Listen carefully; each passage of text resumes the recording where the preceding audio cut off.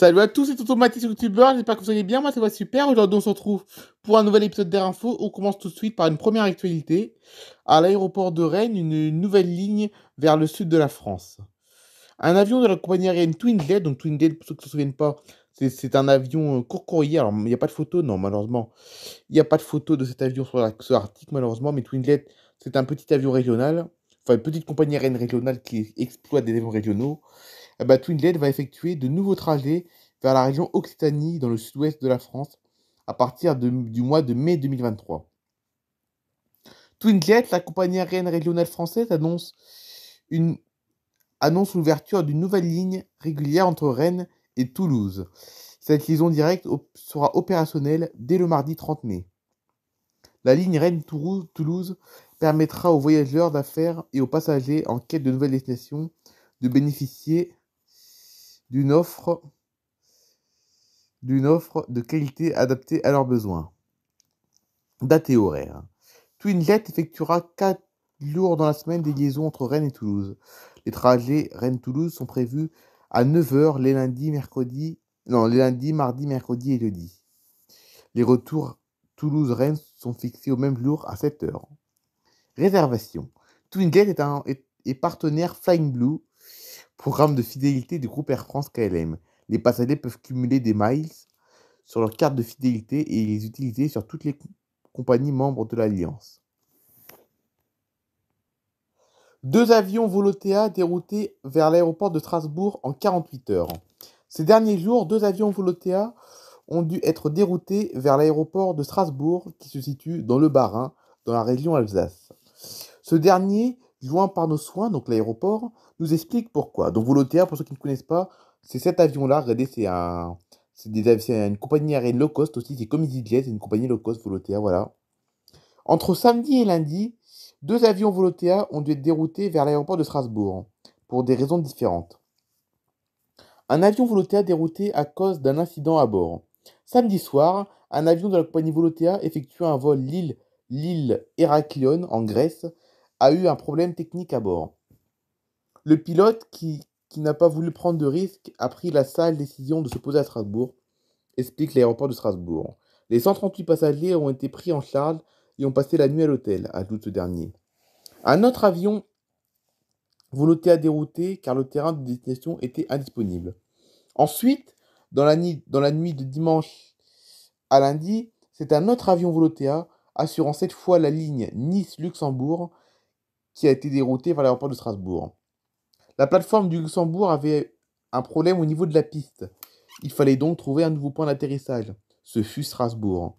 Retrace encore l'aéroport de Strasbourg. Les passagers, 153 au total, ont été acheminés par voie terrestre depuis Strasbourg vers le Luxembourg, complète-t-il. Les détournements, pas une chose rare dans l'aviation. L'aéroport de Strasbourg souligne que les déroutements ne sont pas chose rare dans le monde de l'aviation. Ils peuvent intervenir dans 2 cas de figure. Si un incident empêche de poursuivre le vol ou si le terrain de destination est indisponible.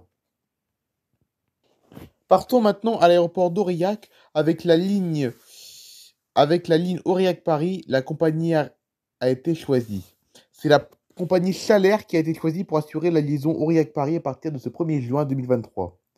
Le conseil départemental du Cantal a lancé une procédure de délégation de service public quant à la gestion de la ligne aérienne Aurillac-Paris pour la période du 1er juin 2023 au 31 mai 2027.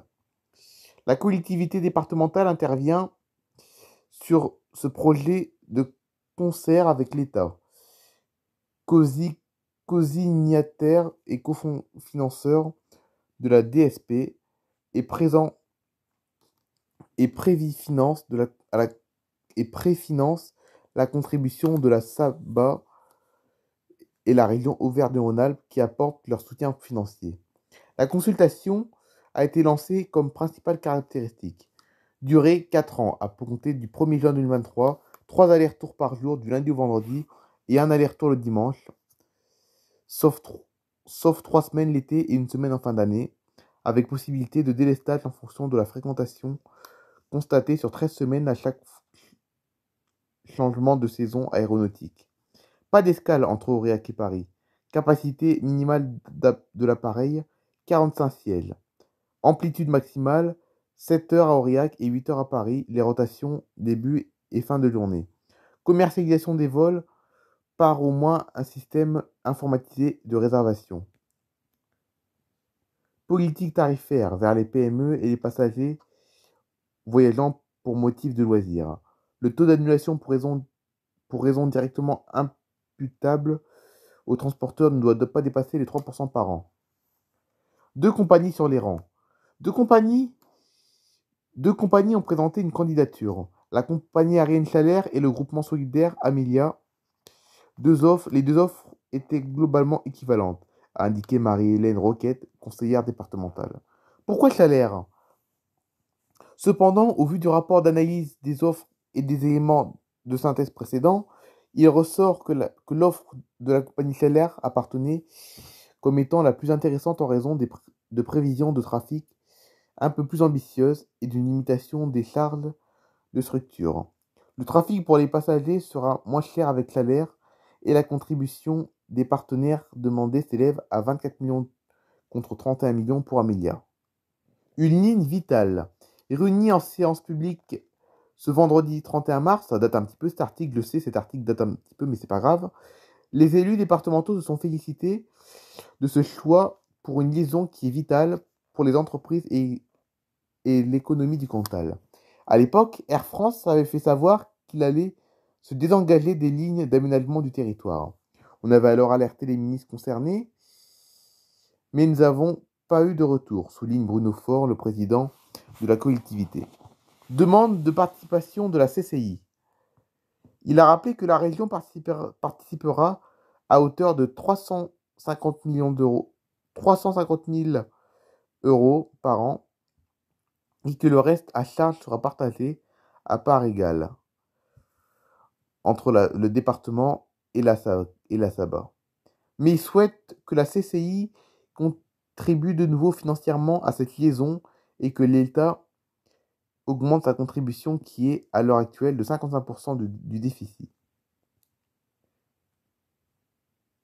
Et d'ajouter, si d'aventure le financement de l'État restait inchangé et ne nous permet pas de réaliser la troisième rotation 5 jours par semaine, je me verrai dans l'obligation de vous proposer une solution dégradée avec suppression de tout ou partie des rotations de milieu de journée qui amènerait, outre à une diminution de charge de la compagnie, une diminution chiffrée à 7 182 euros par rotation délestée de la redevance.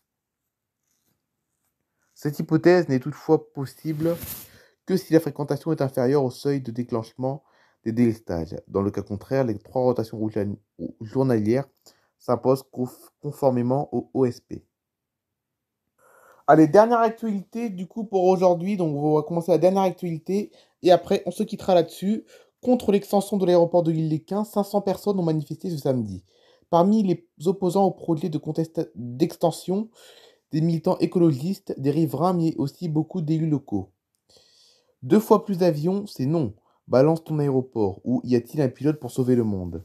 Ce samedi matin, environ 500 manifestants, à pied ou à vélo, ont brandi dans le calme des banderoles contre l'extension de l'aéroport de l'Île-les-Quins. Le cortège, entouré par quelques policiers, a simplement été empêché de pénétrer dans le parking situé sous l'aérogare. C'est très calme, constate Pierre-Henri Desmestre, maire sans étiquette de Templemars, une petite commune proche de l'aéroport. On est très loin de la ZAD. Le préfet peut dormir tranquille. Une allusion à la décision restante du ministère de l'Intérieur de placer les opposants à ce projet d'aménagement sous surveillance de la cellule anti-ZAD et évidemment aux manifestations qui ont dégénéré, notamment à Sainte-Soline.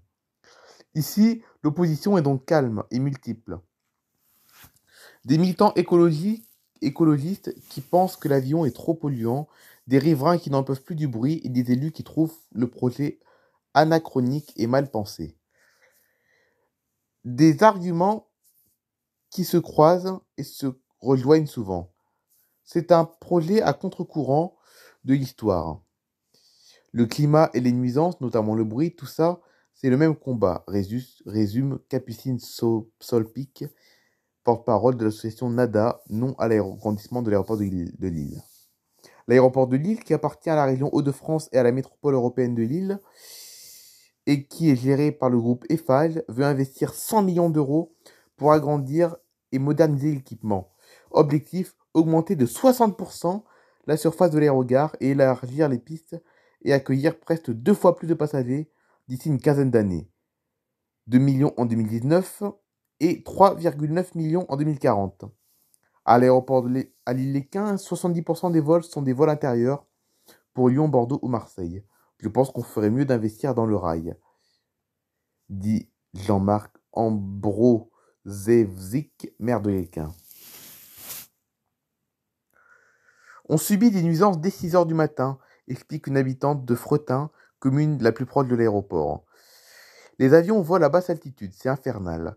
On n'est pas contre l'aéroport, il est là, mais on est contre l'augmentation des nuisances. La pétition en ligne contre le projet a réuni 15 000 signataires par jour, à ce jour. On est dans des zones très urbanisées, renchérit Jean-Marc Ambrozewczyk, maire sans étiquette de l'Esquin. Le bruit fait des dégâts importants dans les familles. La logique économique ne peut pas être le seul critère. À Lille-les-Quins, 60% des vols sont des vols intérieurs, pour Lyon, Bordeaux ou Marseille. Je pense qu'on ferait mieux d'investir dans le rail.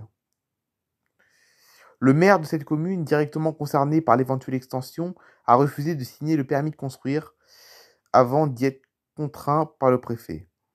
Un recours au tribunal administratif a été déposé. Et voilà, c'est la fin de ce petit épisode d'Air Info. J'espère que cet épisode d'Air Info vous a plu. Demain, rendez-vous sur ma chaîne Nathalie Favry pour un nouvel épisode de la série La vie de Mathis. Allez, bye bye tout le monde. J'espère que cette vidéo vous a plu. J'espère que ce petit épisode d'Air Info vous a plu. On se retrouve mardi prochain pour un nouvel épisode.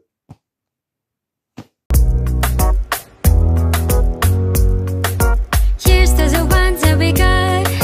Cheers to the wish you were here but you're not, 'cause the dreams bring back all the memories of everything we've been through. Toast to the ones here today. Toast to the ones that we lost on the way, 'cause the dreams bring back all